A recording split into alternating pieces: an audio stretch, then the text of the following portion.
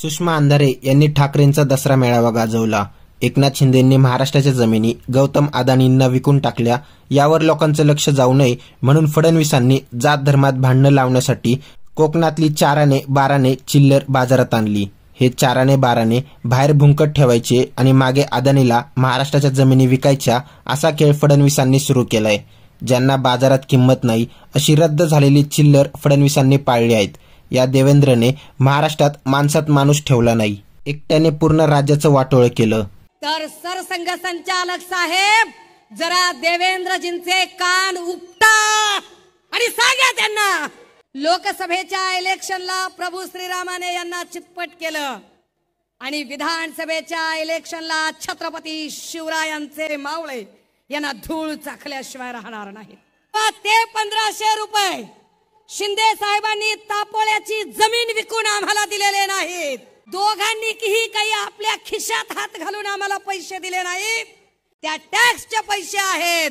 तुम्ही फक्त पोस्टमन आहात, बेकार क्रेडिट घ्यायचा नाद करून. आणि राष्ट्रीय स्वयंसेवक संघाच्या सरसंघ संचालकांनी आज आपल्या अभिभाषणामध्ये असं म्हटलं की द्वेष संपला पाहिजे, सांप्रदायिक विभाजन होता कामा नाही, देश बलशाली झाला पाहिजे, हा देश मजबूत झाला पाहिजे, जाती जातीच्या धर्माच्या भिंती तोडल्या पाहिजेत, दुर्बल घटकांना सोबत घेतलं पाहिजे.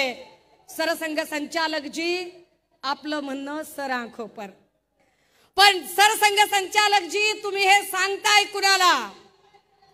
कारण महाराष्ट्रातल्या गावगाड्यात राहणारी 18 पगड 12 बलुतेदार 18 आलुतेदार, इथला मराठा साळी माळी कोळी तेली तांबोळी आतार बागवान सुतार लोहार कुंभार रामोशी बेरड बेस्तर बेलदार आराधी गोंधळी भराडी कैकाडी कंजारभाट सिक्कलगार पारधी जोशी चित्रकथी, ही सगळी माणसं गुन्ह्या गोविंदानेच नांदतात. पण सरसंघ संचालक महोदय, जर खरंच द्वेषबुद्धी संपवायचा सल्ला द्यायचा असेल तर आमची आपल्याला दोन्ही हात तिसरं मस्तक जोडून नम्रतेची विनंती असेल, हा सल्ला सगळ्यात आधी राज्याचे उपमुख्यमंत्री देवेंद्र फडणवीसांना आपण द्यावा. ज्यांनी या राज्यामध्ये माणसात माणूस ठेवला नाही, जातीत जात ठेवली नाही, ज्यांनी इथे द्वेषाचं राजकारण पसरवलं आणि ते द्वेषाचं राजकारण पसरवण्यासाठी कोकणमध्ये न चालणारी चिल्लर जी बाजारातनं रद्दबातल झाली आहे, असे 4 आणे 12 आणे तुम्ही इथं बाजारात आणताय आणि तुमची न खपलेली 4 आण्या 12 आण्याची चिल्लर इथे लोकांमध्ये जर जाती द्वेष पसरवत असेल तर सरसंघ संचालक साहेब, जरा देवेंद्रजींचे कान उपटा आणि सांगा त्यांना की आम्हाला हा महाराष्ट्र शांत हवा आहे, इथे सांप्रदायिक विभाजन कृपया करू नका. पण हे सांप्रदायिक विभाजन का केलं जाते? का आधी ही 4 आणे 12 आण्याची चिल्लर हिंदू मुस्लिम करत होती, पण आम्ही आभार मानतो इथल्या हिंदूंचेही आणि मुस्लिमांचेही, ज्यांनी कमालीचा संयम दाखवला, ज्यांनी कमालीचा समंजसपणा दाखवला आणि यांच्या लव जिहाद किंवा ओट जिहाद अशा कुठल्याही धार्मिक विद्वेषाची पेरणी करणाऱ्या, विष पेरणी करणाऱ्या यांच्या कुठल्याही बोलण्याला त्यांनी कवडीची किंमत दिली नाही. आणि हे का असं करतात? कारण यांना माहिती आहे की उद्या निवडणुका लागल्या आणि लोकांमध्ये गेले तर लोक यांना प्रश्न विचारणार आहेत. लोक यांना प्रश्न विचारतील की इथल्या बेरोजगारीचं काय केलं, इथल्या नोकर भरतीचं काय केलं, यावर लोक प्रश्न विचारतील. लोक पेन्शनवर प्रश्न विचारतील, आरोग्य भरतीवर प्रश्न विचारतील, तलाठी भरतीवर प्रश्न विचारतील, होमगार्ड प्रश्न विचारतील, आश्रमशाळेतले शिक्षक ज्यांच्या पगारी झाल्या नाहीत ते आश्रमशाळेतले शिक्षक प्रश्न विचारतील, आरोग्य खात्यातले आमच्या कर्मचारी आया बहिणी प्रश्न विचारतील. या प्रश्नांची उत्तरं या लोकांकडे नाही आहेत. हे तर नाहीच नाही, पण याच्याही पेक्षा आश्चर्य की छत्रपती शिवरायांचा पुतळा पडतो. शिंदे साहेब, छत्रपती शिवरायांच्या पायाशी जाऊन तुम्ही शपथ घेतली, किती खोटारड वागाल. महाराजांची शपथही तुम्ही पाळली नाही आणि तुम्ही वरून ते सांगतात की पुतळा कशाने पडला, तर म्हणाले ताशी 45 किलोमीटरचा वारा होता. ताशी 45 किलोमीटरचा जर वारा असेल तर कोकणामध्ये अनेक नारळाची झाडं आहेत, ती झाडं का पडली नाही? त्या झाडांवरचं साधं नारळ सुद्धा पडलं नाही. लोकसभेच्या इलेक्शनला प्रभू श्रीरामाने यांना चितपट केलं आणि विधानसभेच्या इलेक्शनला छत्रपती शिवरायांचे मरहट्टाच्या पठारावरचे मावळे यांना धूळ चाखल्याशिवाय राहणार नाहीत. ही माणसं एकही प्रश्न, मग आम्हाला ते सांगायला लागले. एक नवा शब्द काढला, गोंडस गुटगुटीत शब्द काढला आणि म्हणाले fake narrative, fake narrative, fake narrative. कसलं फेक नरेटिव्ह? कुणाचं फेक नरेटिव्ह?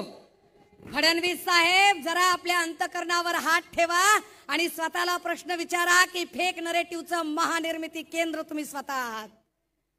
फडणवीस असं म्हणतात की दर 10 वर्षांनी आरक्षणाची मर्यादा वाढवण्यासाठी जो सगळ्यात मोठा प्रयत्न केला गेला तो प्रयत्न मोदी आणि वाजपेयीजींनी केला. फडणवीस साहेब, 50ला या देशामध्ये घटना अंमलात आली तेव्हा आरक्षण सुरू झालं. 60ला त्याचा कार्यकाळ संपत होता, तोही फक्त राजकीय आरक्षणाचा. सामाजिक आणि शैक्षणिक आरक्षण तर कायमस्वरूपी आहे. पण राजकीय आरक्षण जर 60ला वाढवायचं असेल तर 60ला भारतीय जनता पार्टी बाळोत्यात सुद्धा नव्हती. ती साधी बाळोत्यात नव्हती, तिचा जन्म तरी झाला होता का ते जरा समजून घ्या. 60ला जो कालमर्यादा वाढवली ती काँग्रेसने वाढवली. 10 वर्षांनी पुन्हा 70ला आरक्षण वाढवलं.